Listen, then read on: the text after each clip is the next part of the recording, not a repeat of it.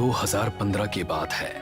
अप्सरा beauty parlour 6 महीने पहले ही खुला था, लेकिन इसकी गिनती दिल्ली के सबसे मशहूर मेकओवर पार्लर में होनी शुरू हो गई थी। पार्लर की मालकिन श्वेता तिवारी को लोग मेकओवर का भगवान मानने लगे थे।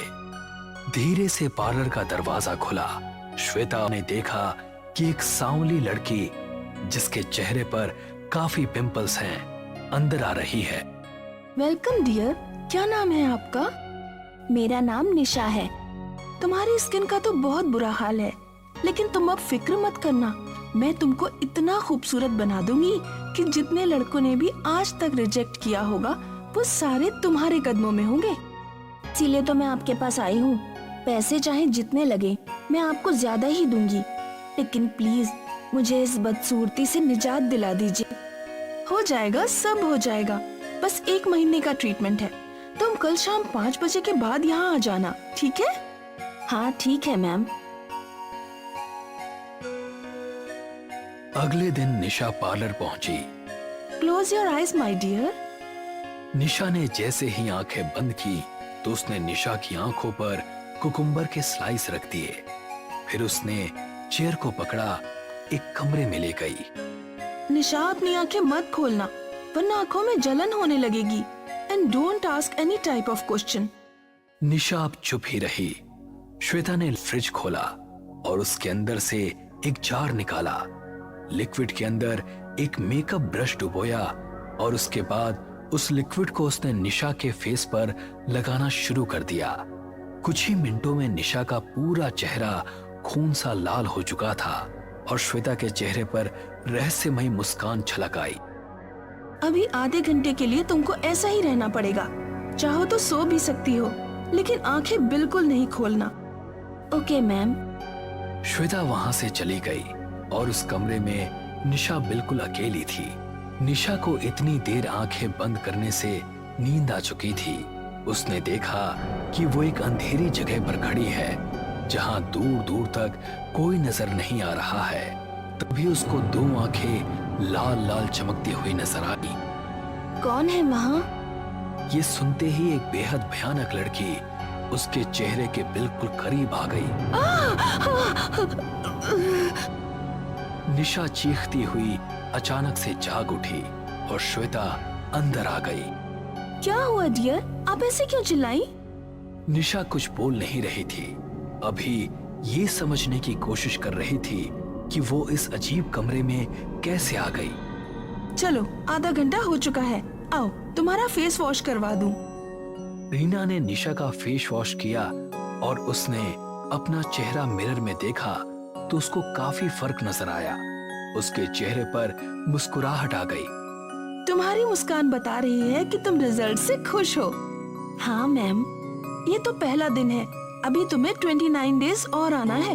बिल्कुल गैप नहीं करना। Thank you ma'am, bye. Nisha वहां से चली गई। उस दिन के बाद कई दिन गुजरे और धीरे धीरे 1 महीना निकल गया। आखिरी दिन भी श्वेता ने निशा के साथ वैसा ही किया। जब श्वेता उसको आईने के सामने ले गई तो अपना गोरा रंग और चमकता साफ सुथरा चेहरा देखकर निशा हैरान रह गई। उसकी खुशी का ठिकाना नहीं था। वाकई में मुझे तो आइडिया भी नहीं था कि मैं इतनी खूबसूरत हो सकती हूँ। तुम्हें देखकर मुझे बहुत अच्छा लग रहा है निशा। अब एक बात सुनो, मैं ये ब्रेसलेट तुमको दे रही हूँ, इसको मेरा आशीर्वाद समझना। Sure ma'am, thank you. जब वो घर पहुंची तो उसके मम्मी पापा भी उसे देखकर बहुत खुश हुए। फिर क्या था, इश्मित नाम का एक लड़का उसे देखने घर आया और देखते ही उसका दीवाना हो गया। उसके बाद निशा की शादी हुई और वो अपने ससुराल आ गई। निशा, मेरा इस दुनिया में मेरी बहन मोहिनी के अलावा और कोई नहीं है। तुम उसे अपनी बेस्ट फ्रेंड समझना। हाँ इश्मित, अब यही मेरा परिवार है। तभी उसकी नजर आईने पर पड़ी तो उसे वही लड़की उसके पीछे खड़ी नजर आई जिसे उसने सपने में देखा था। क्या हुआ बेबी? कुछ नहीं। निशा को अब हर जगह वो लड़की नजर आ रही थी। उसे हमेशा ऐसा लगता था कि हर वक्त कोई ना कोई उसके साथ है। उसे समझ नहीं आ रहा था कि उसके साथ ये क्या हो रहा है। वो किसी भी तरह से इन सब से अपना ध्यान हटाना चाहती थी। भाभी, मैं सोच रही हूँ आज भैया और मेरा फेवरेट चिकन काली मिर्च बनाऊं। आप मेरी थोड़ी हेल्प कर दीजिए, आपका टाइम भी पास हो जाएगा। निशा उसके साथ किचन में गई। मोहिनी ने उसको प्याज काटने का काम दिया और खुद गैस कढ़ाई पर रख दी। निशा धीरे धीरे प्याज काट रही थी। तभी वो लड़की ठीक उसके सामने आकर खड़ी हो गई और अचानक वो निशा के शरीर में समा गई। भाभी, आर यू ओके? तभी निशा ने झटके से उसकी तरफ देखा। उसके चेहरे पर अजीब तरह का गुस्सा था और उसकी आंखें लाल लाल चमक रही थी। निशा उसके करीब पहुंची और उस पर छुरी से हमला करने लगी।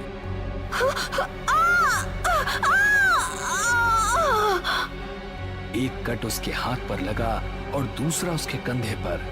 मोहिनी अपने हाथ को पकड़े हुए वहां से भाग निकली।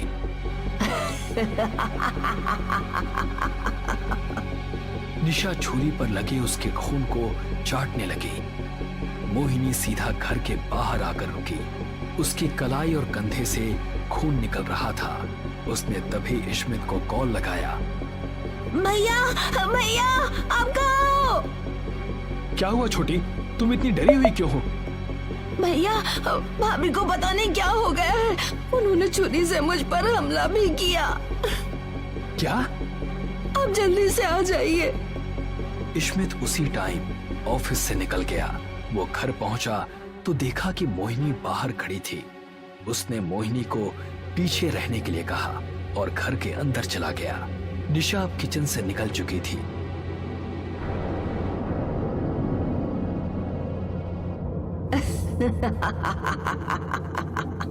स्मिथ डार्लिंग, आओ ना यहाँ। निशा, ये क्या हो गया है तुम्हें?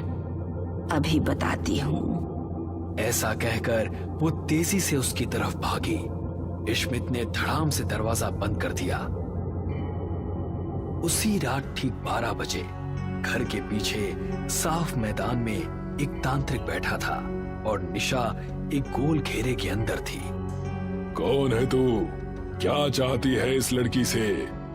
नहीं बताऊंगी। नहीं बताएगी? उसने एक भस्म निशा पर फूंकी। बता कौन है तू और क्यों इस लड़की के पीछे पड़ी है? मेरा नाम मेघना है। मैं मेरे गांव की सबसे खूबसूरत लड़की थी। अभी मेरी उम्र सिर्फ 17 साल की थी, लेकिन मेरा शराबी बाप मुझे बोझ समझता था। मुझे बहुत मारता था और मेरी माँ को भी मेरी तरफ से बोलने नहीं देता था। एक दिन श्वेता मेरे घर आई। इतनी खूबसूरत बच्ची है आपकी और आप इस गांव में इसका फ्यूचर खराब कर रहे हैं। तो क्या करूं? इसे विदेश भेज दूं क्या? मैं इस लड़की को अडॉप्ट करना चाहती हूँ। अपने पार्लर में इसको रखूंगी और काम सिखाऊंगी। इसकी स्टडी करवाऊंगी। मेरे बाप ने मुझे श्वेता को सौंप दिया। श्वेता मुझे शहर लाई और अपने पार्लर में रखा। जब मैं सो जाती थी तो वो मेरे सिरहाने बैठकर जादू टोना किया करती थी।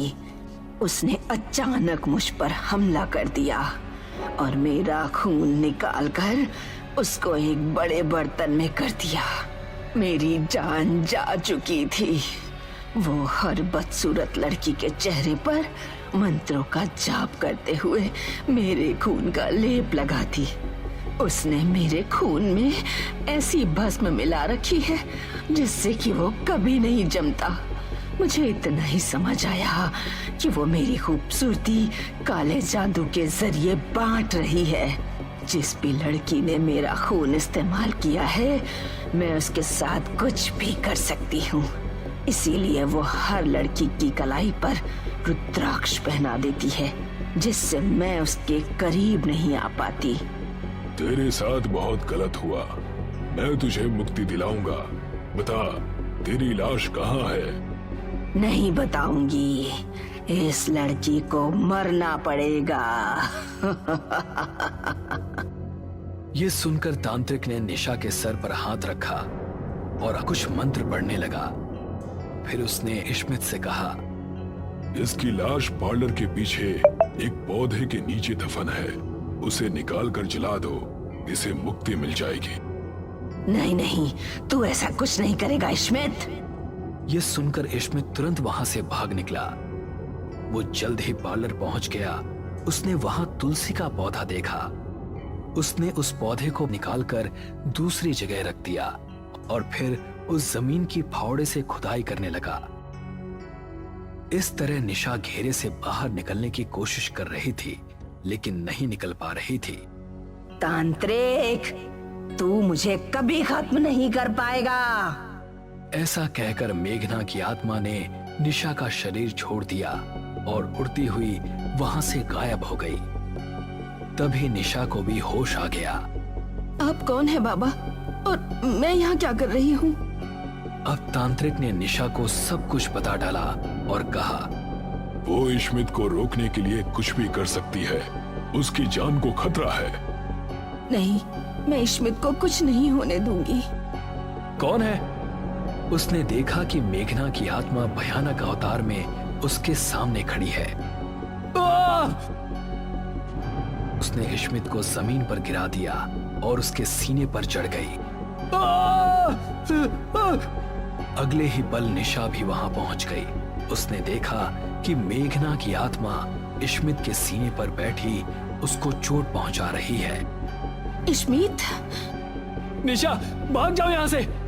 तभी मेघना ने निशा की तरफ देखा और निशा सहम सी गई, लेकिन उसने अपने डर पर काबू करते हुए लाश की तरफ कदम बढ़ाए और उस पर घासलेट छिड़का। नहीं। मेघना की आत्मा इश्मित के ऊपर से उठी और निशा की तरफ भागी। निशा ने माचिस उठाई और तिली जलाने लगी। मेघना की आत्मा हवा में उड़ती हुई तेजी से उसके पास आ रही थी। वो अभी कुछ ही कदम की दूरी पर थी कि तिली जल गई और निशा ने झट से वो तिली लाश के ऊपर फेंक दी।